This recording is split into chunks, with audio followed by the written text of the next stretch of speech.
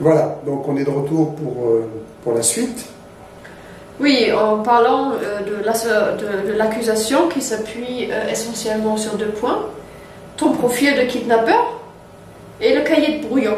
Donc, tu as encore des déclarations à faire là-dessus? Oui, oui, tu veux dire l'accusation, bien sûr, dans le cadre du procès d'inquisition du 30 août, hein, association de malfaiteurs ayant le projet de multiples enlèvements d'enfants. Alors, après vous avoir expliqué que la qualification, bien sûr, est totalement hors jeu, hors sujet, ce que j'ai à dire concernant le cahier de brouillon, pour commencer, je vais commencer par le cahier de brouillon. Il est où? S'il y a un avocat dans la salle pour défendre une des personnes censées être mon complice ou notre complice dans le cadre de cette accusation farfelue, la première chose qu'il a à demander, c'est le cahier de brouillon, s'il vous plaît. Il est où? Parce qu'à ma connaissance, il n'y a que des photocopies. Et des photocopies, c'est des montages, hein, photocopie avec... C'est un montage, c'est la définition qu'on trouve dans le dictionnaire. Photocopie, c'est un montage. Mais ça n'existe pas. Je crois que dans toutes les annales judiciaires, il n'y a jamais eu de procès qui a été mené sur base de photocopies comme pièce essentielle à conviction. Alors, s'il vous plaît, où est le cahier de brouillon? Première chose. S'il n'y a pas de cahier de brouillon, on s'arrête là, on ne va pas plus loin. Donc un avocat peut faire tomber l'accusation uniquement avec cette question, c'est ça? Évidemment. Maintenant, bon, c'est facile de construire un nouveau aussi. Si c'est pas nous qui le voyons, qui pourra savoir si c'est le cahier ou non, hein? Bien sûr, fondamentalement, en fait, on ne peut pas construire une accusation sur quelque chose qui est écrit manuscritement et qui serait un projet, alors qu'on est en train de parler de quoi? Dans ce cahier de brouillon, qui donc n'apparaîtra jamais au procès puisqu'il a été jeté à la poubelle par Christophe Borja après que les gendarmes le lui aient rendu et fait des photocopies. Ça, c'est l'histoire. Voyons voir si Christophe Borja va maintenir cette version devant le tribunal. Et bien, dans ce cahier de brouillon, je vais vous apprendre quelque chose. Vous savez, un cahier de brouillon, il y a un peu de tout. Ça, je crois qu'on l'avait déjà dit dans la vidéo qu'on avait fait en 2013, 2014. Et effectivement, dans ce cahier de brouillon, comme dans les autres, que je traîne toujours avec moi, il y a de tout. Il y a des notes pour les courses qu'on va faire, il y a des choses comme ça, il y a même les horaires d'ouverture de la supérette de Mohamed dans tel village. Bon sang, je me suis loupé. C'est la preuve que j'avais le projet de faire l'attaque à main armée d'une supérette. Et oui, pourquoi pas tant qu'on y est. Donc, à partir du moment où des ignobles en robe noire, des suppôts de Satan, des ordures, des pourris qui se prétendent être des magistrats, veulent vous accuser de quelque chose, faire du procès d'intention et sortir tout fait du contexte pour le mettre dans le contexte qu'ils ont fabriqué, tout est possible. Donc bien sûr, on peut aussi dire que j'ai eu le projet de prendre d'assaut la supérette du coin parce que j'ai marqué les horaires d'ouverture sur le cahier de brouillon. Donc sur le cahier de brouillon, il y avait ça, il y avait des notes, il y avait des pensées, beaucoup de réflexions. Il y avait effectivement aussi des informations de terrain relatives aux enquêtes que nous faisions, bien sûr. Et aussi sur la violence, moi je me suis posé la question, est-ce que c'est bien d'utiliser la violence, est-ce que c'est pas bien?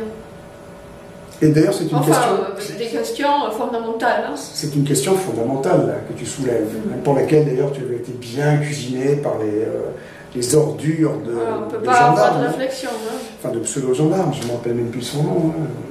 L'autre saloperie. Bonito. L'autre petite salope, oui, Bonito, oui, petite salope, bien sûr, comme les pseudo-juges d'instruction, procureur quoi d'autre, c'est les salopes. Ça peut porter un uniforme, ou ça peut porter une robe noire, c'est de la sous-merde, c'est du suppôt de Satan, c'est de la salope, c'est du traître. C'est à foutre aux chiottes et tirer la chasse. Donc, toi, tu peux te permettre de parler comme ça. Non, mais depuis toujours, je le fais, et il faut bien que vous compreniez, maintenant, il faut se décomplexer, il faut arrêter de penser qu'on doit avoir de la retenue face à ces ordures. Donc, je reviens sur le fameux cahier de brouillon, qui comporte un peu de tout, donc des réflexions très intéressantes sur la légitime violence. Et on va faire un sujet là-dessus. C'est fondamental. La violence est légitime dans le cadre de la légitime défense d'autrui. Jusqu'où peut-on repousser les limites quand on sait qu'on vit dans un monde d'inversion des valeurs totale? On va en reparler. Et effectivement, ça emmerdait profondément les pseudo-gendarmes qui avaient à charge pour le monde de vampires de cuisiner Janet et d'essayer de lui imprimer le plus de pression possible pour la faire craquer et essayer de lui faire trahir la cause. C'est ce qu'ils ne sont pas arrivés à faire. Il y avait aussi dans ce cahier de brouillon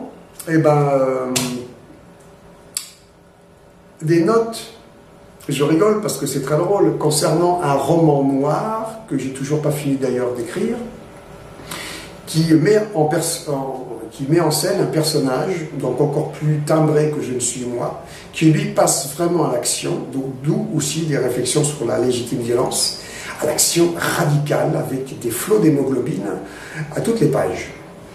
Et pourquoi? Tout simplement parce que vous savez, j'ai déjà écrit 2 livres, en fait 3, Ennemi privé numéro 1.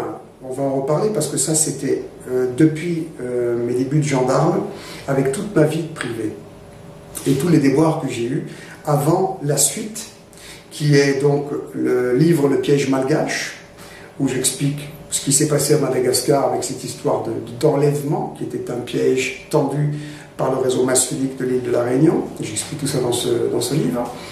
Et il y a le livre, en fait, l'affaire Vincent au cœur du terrorisme d'État.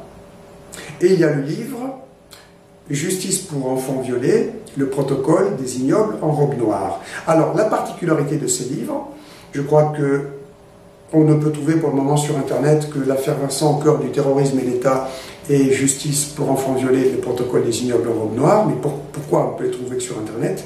Parce que j'ai jamais pu être publié.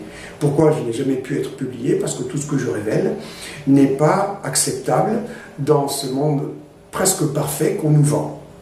Donc, je me suis dit, le seul moyen que j'ai de pouvoir passer des informations fondamentales, c'est de faire un roman. Un roman noir, il ne peut qu'être noir, bien sûr, en mettant en scène un personnage qui va faire ce qui doit être fait dans le monde dans lequel nous vivons.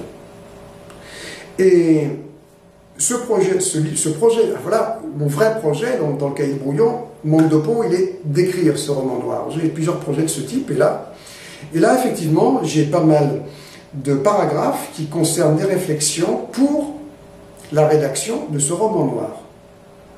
Et bien ça, c'est dans ce cahier de brouillon, et ça va aller, bien sûr, pour vous expliquer que, oui, si il est question de telle action très dure, c'est moi qui veux le faire.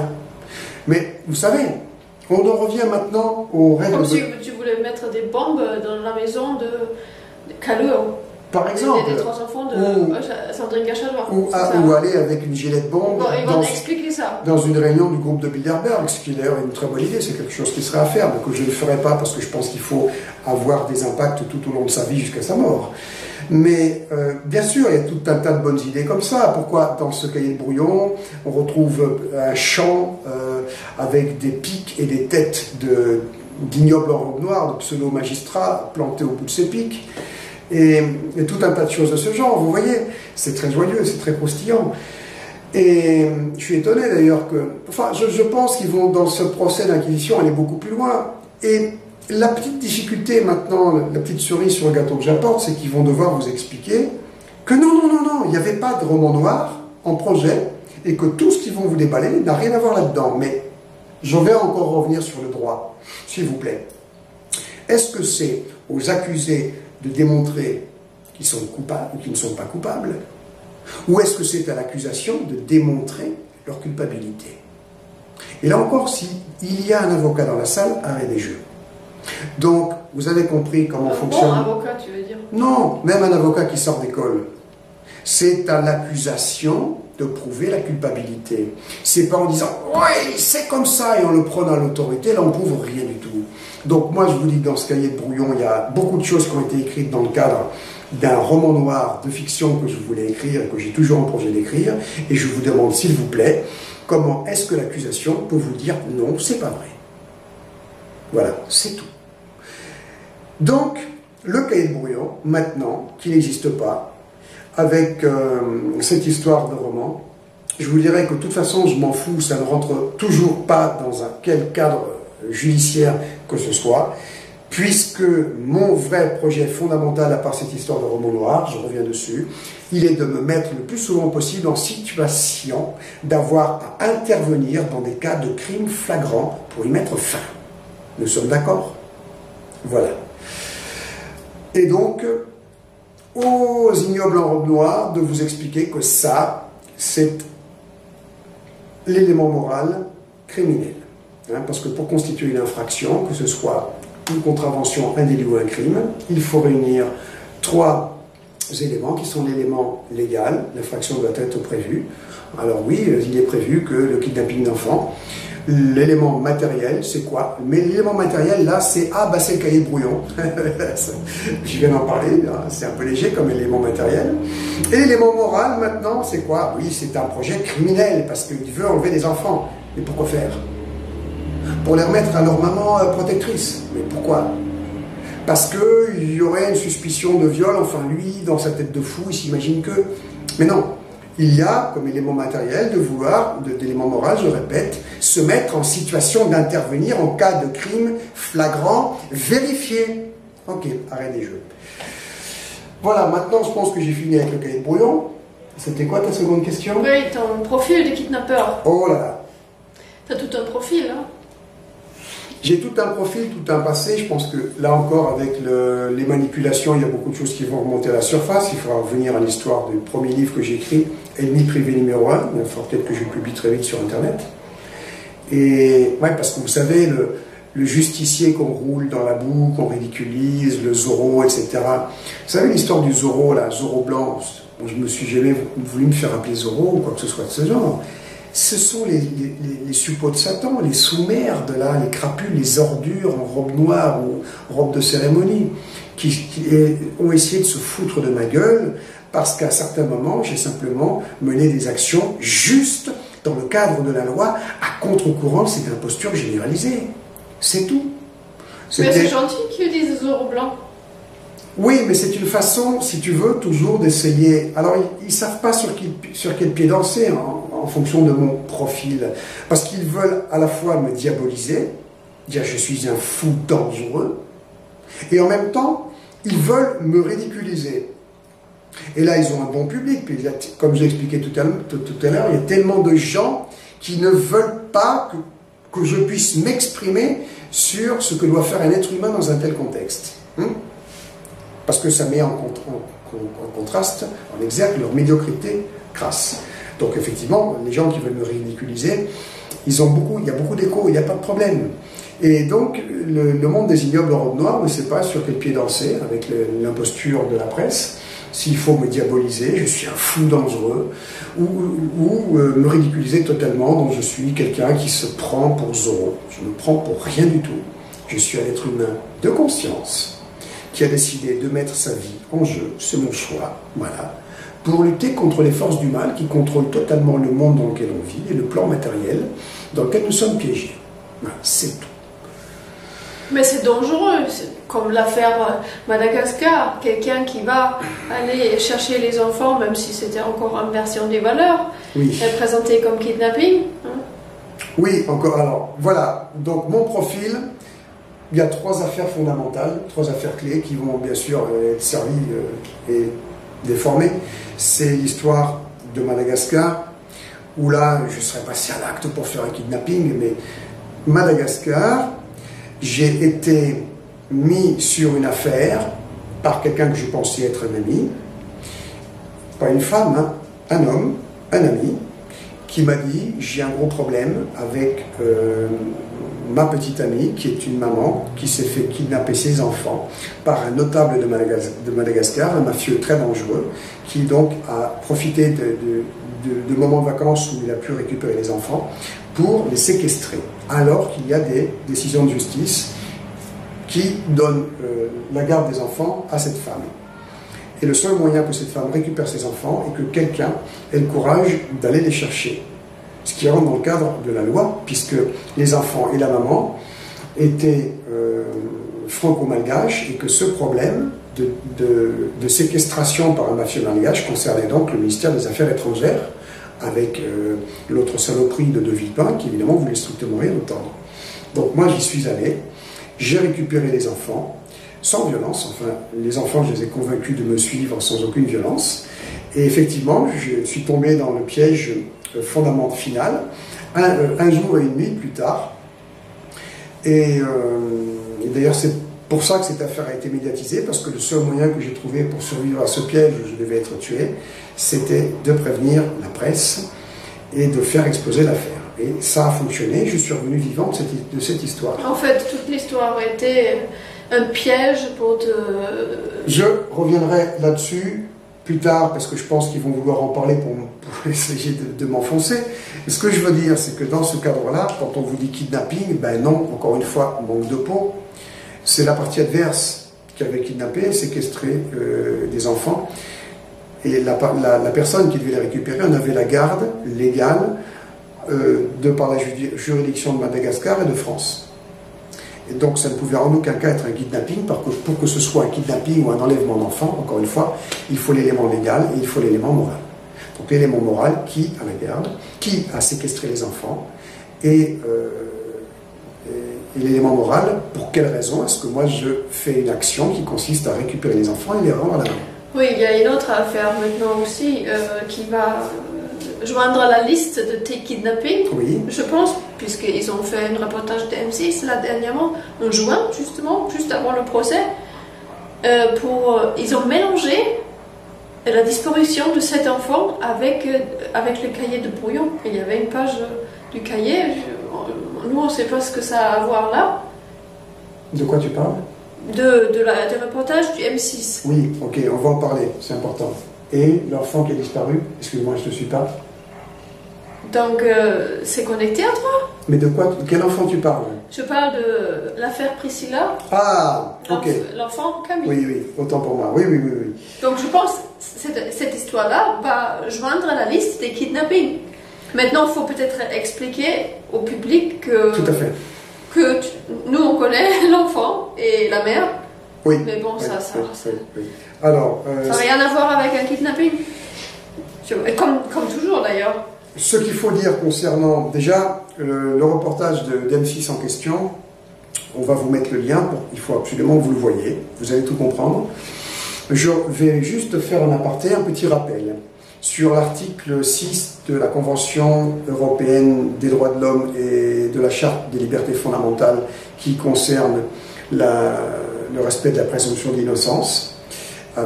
Par contre, je ne me rappelle plus l'article du Code pénal, c'est prévu par la loi française. Il est absolument impossible de pouvoir faire état dans la presse de la probable culpabilité d'un prévenu devant passer en justice. Voilà, c'est tout. Ça s'appelle la protection de la présomption d'innocence ou le respect de la protection de l'innocence. Donc c'est juste une preuve flagrante, c'est un vice de procédure magistrale qui normalement annule tout procès. Depuis le début, je l'avais déjà expliqué dans la vidéo qu'on a faite, Jeannette Ziman et Stade Maillot, le retour. Depuis le début, l'autre saloperie sur pattes, l'ordure notoire de Philippe Coindot, a diligenté la fausse presse là, pour expliquer que nous étions des désaxés et que l'action des pseudo-gendarmes pour nous interrompre, nous arrêter, avait mis fin au projet de kidnapping, de multiples kidnappings. Hein, c'est une façon de présenter les choses pour dire avant toute chose, de toute façon on est coupable.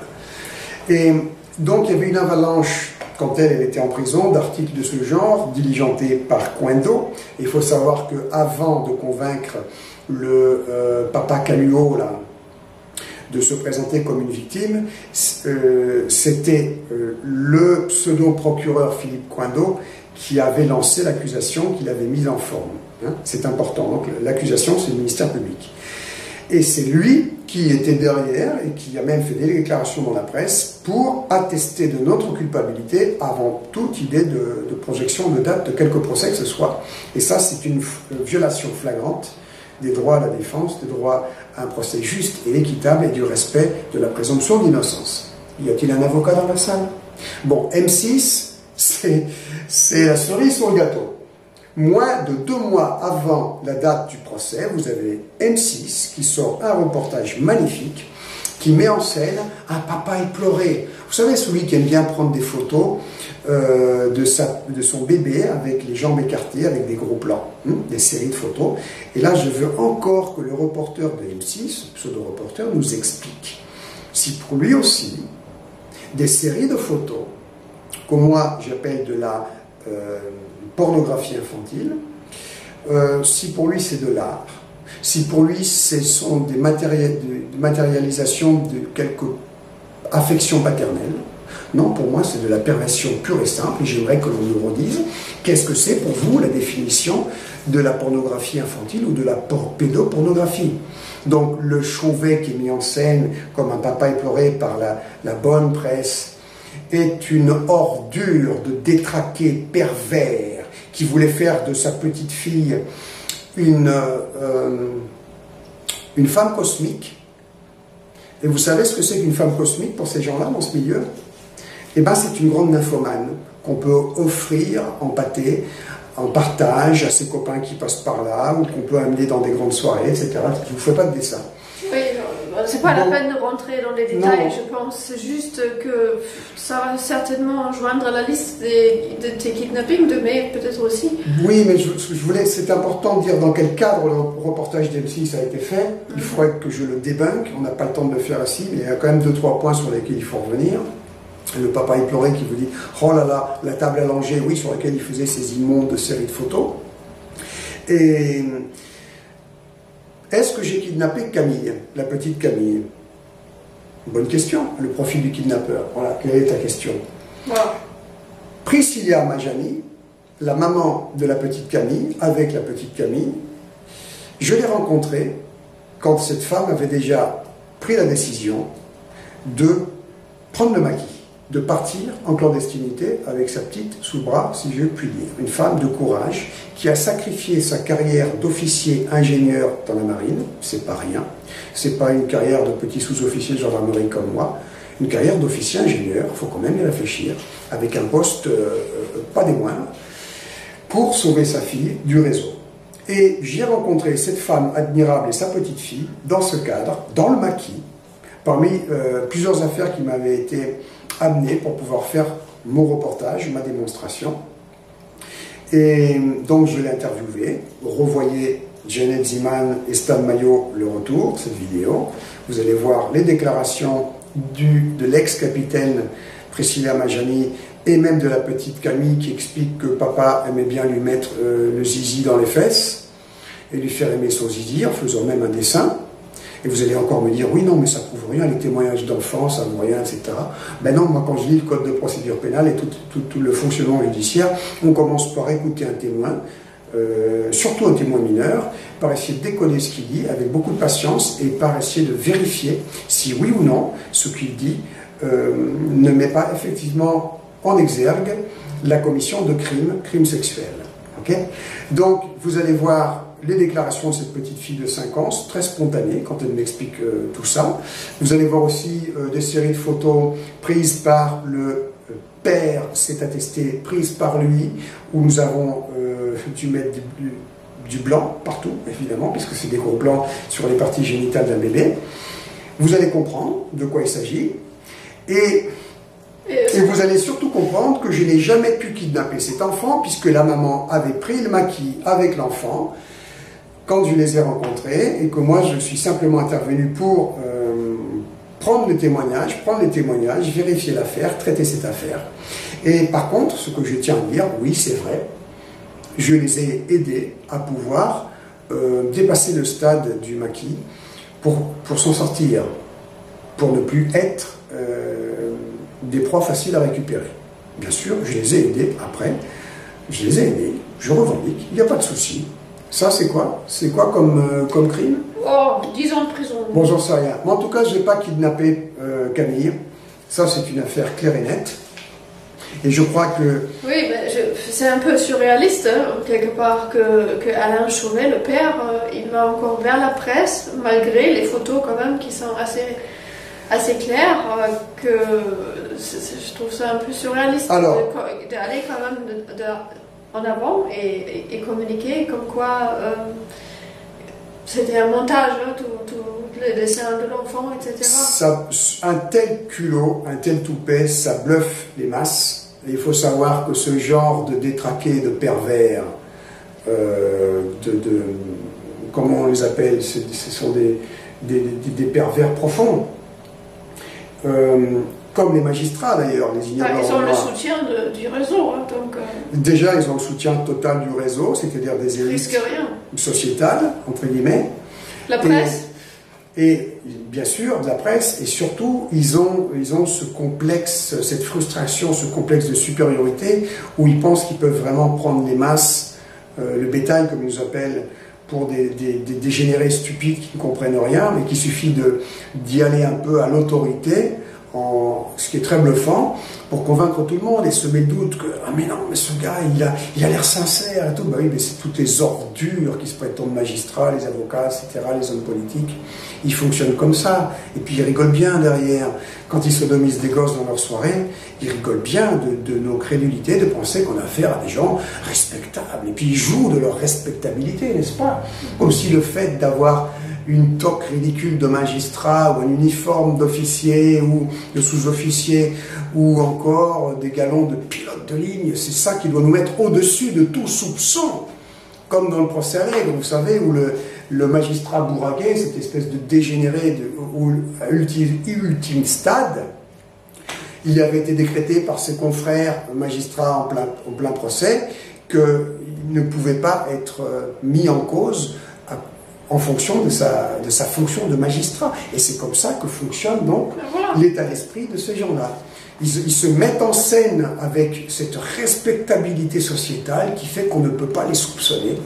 Et ça bluffe quelques idiots qui pensent que oh, ben non, il a l'air tellement sincère, le gars. Pervers narcissique au dernier stade. Ben, vous comprenez ça? Voilà, c'est tout. Avec l'appui de tout le système, toutes les sociétés secrètes derrière. Et de religion satanique. Donc je pense qu'on a assez parlé sur... Oui, voilà. Donc la deuxième affaire, effectivement, qui dresse mon profil de kidnappeur, c'est l'affaire de la petite Camille. Et... Certainement. Hein, ouais, non, vous savez, j'ai dit tout à l'heure, ce procès va être un défilé de bombes à merde, pardon. Venez couvert une fois de plus, hein. Il vaut mieux pas être dans les premiers rangs. Enfin, dans les premiers rangs, ils adorent ça, ils aiment bien, enfin bref. Et je pense que le Chauvet, bien sûr, ça va être grosse. Ouais. Évidemment, il a bien déjà préparé son coup avec l'émission M6. Il va y avoir un défilé de faux témoins, de peut-être pseudo-mère protectrice qui vous explique oui, Stan Mayo m'a convaincu, il a voulu me convaincre de kidnapper mes enfants, blablabla, ok. C'est bon, je pense que j'ai bien coupé l'arbre sous le pied, donc vous aurez coupé l'aurait fait. Qu'est-ce qu'il peut y avoir encore? Sinon, il y a l'affaire Vincent qui est connue du grand public. Dans mon profil de kidnapping, il y a surtout l'affaire Vincent. Donc, s'il vous plaît, si vous n'avez pas lu l'affaire Vincent au cœur du terrorisme d'État, lisez ce livre qu'on trouve sur Internet et vous comprendrez tout. Et vous comprendrez surtout que ce que j'ai fait concernant l'affaire Vincent, qui d'ailleurs est tourné en ridicule par on ne peut pas appeler ça un reportage, cette saloperie là de M6, où ils expliquent que je suis parti sans savoir ce que je faisais, droit la tête dans le mur, avec ce collabo de Cotten pour expliquer ça, Christian Cotten, le président de l'association politique de vie, c'est un infâme collabo, qui essaie de me faire passer pour un pauvre con qui va la tête dans le mur et qu'une fois il s'en rend compte, c'est trop tard. Eh bien, et M6 qui dit que le reporter d'M6, que oui, et puis 2 mois après, il se rend. Alors déjà, je vais remettre un petit peu vite fait les choses dans le cadre. J'ai décidé de protéger Vincent, le petit Vincent 10 ans à l'époque, avec sa mère et même sa grand-mère, de protéger donc cet enfant qui allait être remis à son prédateur, et de le protéger essentiellement des pseudo-décisions de justice qui allaient permettre ça. Et bien sûr, je savais que je partais, comme dit Cotten, la tête dans le mur, mais une fois de plus, ce que je disais tout à l'heure, j'ai fait ce que moi, en tant qu'être humain, je devais faire, c'est-à-dire protéger cet enfant. Et à l'époque, on avait encore l'espoir de trouver quelqu'un de responsable de la justice ou la politique ou quelque part qui va régler le problème de l'enfant. Enfin, à l'époque, en 2006-2007, on avait encore cet espoir. Moi, je n'avais pas tellement d'espoir à ce sujet-là.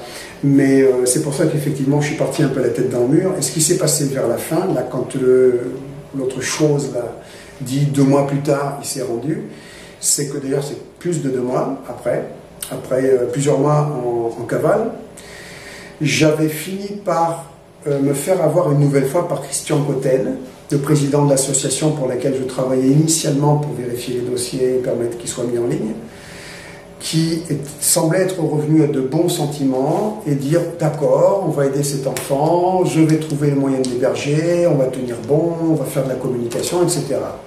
Donc, ne sachant plus quoi faire, évidemment, puisque c'est un pauvre incapable et un pauvre... bref. Il a remis l'enfant avec la grand-mère, la maman était déjà partie en prison, à une copine qu'il avait du moment, qui était infirmière, ça n'a pas d'intérêt, qui avait un petit appartement en banlieue parisienne. Et là, moi, j'ai perdu la main. Moi, je pensais que l'enfant était en sécurité, et ce qui s'est passé, c'est que le lendemain, Cotten a décidé d'aller livrer l'enfant aux gendarmes. Parce que le lendemain, il a reçu des coups de fil de la fameuse brigade de recherche de Rivesaltes, où il a eu le chantage, le marché qui lui a été présenté, qu'il n'aurait pas de problème s'il venait livrer l'enfant à Rivesaltes, et que même l'enfant serait entendu, qu'il y aurait une enquête sur les déclarations que depuis l'âge de 7 ans il faisait. Je n'y ai pas cru. Toi, tu y as cru, puisque tu as entendu la promesse, le téléphone était en vocal sur la table, et tu travaillais dans cette association aussi. Et quant à Cotten, lui, je ne sais pas s'il y croyait, mais il jouait le jeu de dire si, c'est sûr, et toi, Stan, tu es complètement parano, il faut absolument rendre l'enfant aux gendarmes pour qu'ils fassent une enquête, enfin, et puis l'histoire est finie. On ne pouvait pas savoir que c'était 100% pas possible, et les gendarmes allaient mentir, et sur coup sûr. Il y avait le doute que ça pourrait se passer bien et aller partir dans une situation désespérée, avec un espoir, tout n'est pas encore perdu. Il y avait encore cet espoir que ça se produit, comme les gendarmes l'ont dit, ils écoutent l'enfant et personne n'aura des problèmes, etc. Maintenant, on sait comment ça s'est passé. Malheureusement, je crois savoir comment ça s'est passé. Ce que je veux dire, c'est que j'ai été mis devant le fait accompli par Cotten, qui avait... comment dire, la main sur l'enfant, moi je ne pouvais pas le récupérer. Et il avait décidé d'aller le livrer aux gendarmes, je ne pouvais strictement rien faire, si ce n'est dire, attends, je viens. J'ai préparé mon sac à dos pour pouvoir venir avec lui, dans l'idée de partir en clandestinité avec l'enfant. La grand-mère, je ne sais pas ce que j'aurais pu en faire. Et à ce moment-là, alors là j'ai pris le volant de sa Xantia, sur l'autoroute du Sud. Toute la nuit, j'étais au volant, en train de réfléchir à ma connerie, en me disant, qu'est-ce que je vais faire? Bon sang, qu'est-ce que je vais faire? J'ai prévu d'assommer cette ordure de collabo de Cotten, de foutre dans le coffre de la bagnole, je ne sais pas trop où, et de partir en cavale avec Vincent, 10 ans, la grand-mère qui shootait dans les gamelles, qui pétait les plombs, je ne sais pas non plus quoi en faire. Moi, déjà condamné par l'imposture judiciaire à l'asile psychiatrique, il faut le savoir déjà à l'époque, toutes ces paroles, toutes ces phrases qui résonnaient dans ma tête en me disant « Stan, tu es complètement parano, les gendarmes ont donné leurs paroles, etc. » J'ai fini par douter de moi-même et à penser qu'effectivement, j'étais peut-être parano et que j'allais peut-être saborder toutes les chances de cet enfant. Donc je suis revenu sur mon idée. Et j'ai fini par avoir recours à l'option de, entre guillemets, me rendre. C'est-à-dire d'être là aussi, de dire « Bon, moi, je vais répondre de mes actes, où je vais être présent. » sans vraiment croire que ça allait bien se passer, mais je me suis dit peut-être, et puis vous savez avec la fatigue, peut-être qu'effectivement, c'est ce que j'ai pensé, je me monte la tête, peut-être que je suis parano, peut-être que les gendarmes vont tenir leurs paroles et que je me suis monté la tête. Malheureusement non, j'avais raison. J'avais raison. Voilà, donc c'est pour vous expliquer cette phrase-là du pseudo-reporter d'M6, cette espèce de petite salope qui y est, et 2 mois plus tard il s'est rendu. Voilà, vous avez compris le contexte. Et donc, concernant le kidnapping de Vincent, cette soustraction de mineurs sans faute ni violence à laquelle j'ai été condamné en 2009, vous connaissez l'affaire. Et je vous ferai simplement remarquer qu'il y a toujours eu avec l'enfant la mère et la grand-mère. La mère a été condamné à presque rien en étant complice, ainsi que la grand-mère, et moi, accusé principal. J'ai pris un an de prison. Pourquoi? Parce que la mère, bien sûr, a passé un marché avec les ignobles robes noires, avec les vampires, ce que j'ai su beaucoup plus tard, malheureusement. Parce qu'en 2009, il faut savoir qu'après, quand moi j'ai été condamné, mon dos est large, je m'en foutais, il y a eu un procès civil qui, soi-disant, rendait la garde de l'enfant à la mère. Alors, je savais que c'était une garce, une vraie salope, cette bonne femme, une mégère qui savait très bien ce qui se passait depuis le début et qui jouait double jeu. Mais je me suis dit, bon, elle récupère la garde, au moins le gosse est en sûreté. Et si j'insiste à essayer de savoir ce qui se passe derrière, et encore une fois, après ce jugement, ce procès civil qui rend la garde à Myriam Roig, je viens encore à essayer de savoir ce qui se passe, ça risque de tout flanquer par terre, donc il vaut mieux que je fasse retrait du percuteur et que je n'intervienne plus, que je pensais quelque part avoir gagné. Oui, l'affaire a fait quand même pas mal de bruit. Parce que l'affaire a fait du bruit, oui. Il fallait calmer le jeu. Donc, officiellement, l'enfant est rendu à la mère, donc tout le monde l'a pensé, alors super. Et j'y ai pensé aussi moi-même. Oui. Oui. Et je crois avoir appris beaucoup plus tard que je m'étais complètement fait avoir, que la mère avait trahi l'enfant dans toutes les largeurs, et que ce qui s'est passé après...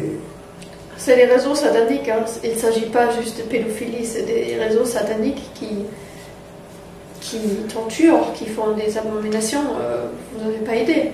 Donc je voudrais répondre à une question qui m'est souvent posée dans les commentaires sur Internet, c'est que je pense que Vincent a mal fini. Je pense que malheureusement, après qu'il ait été remis à sa mère avec une garde officielle, soi-disant, elle l'a vendu à François-Xavier Tanière et à toute sa bande de dégénérés. Je crois que c'est ce qui s'est passé.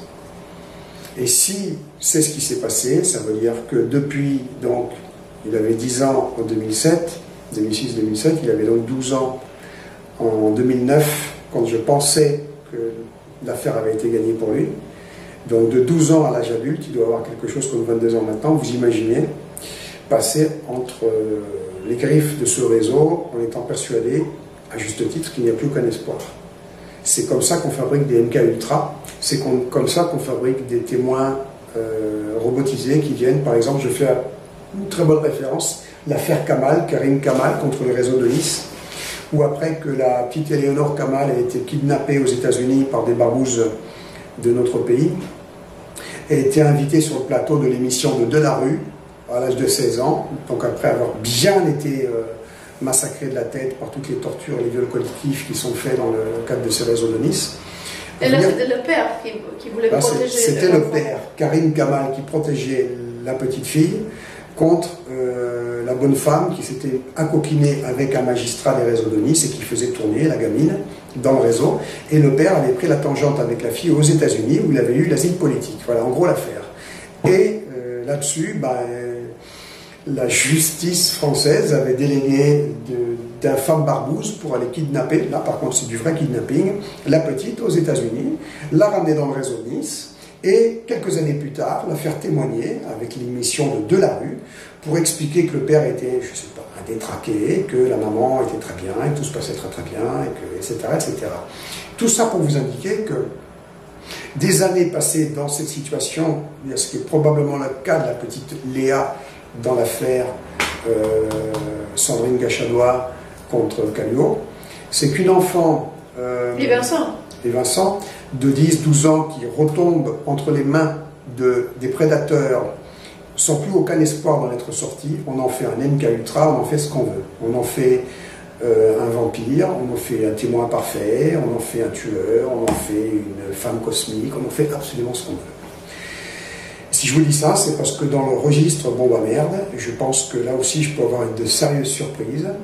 Alors c'est pas du tout Vincent, quoi qu'il puisse se passer, si même il venait faire de faux témoignages contre moi, je sais à quoi m'en tenir, et c'est...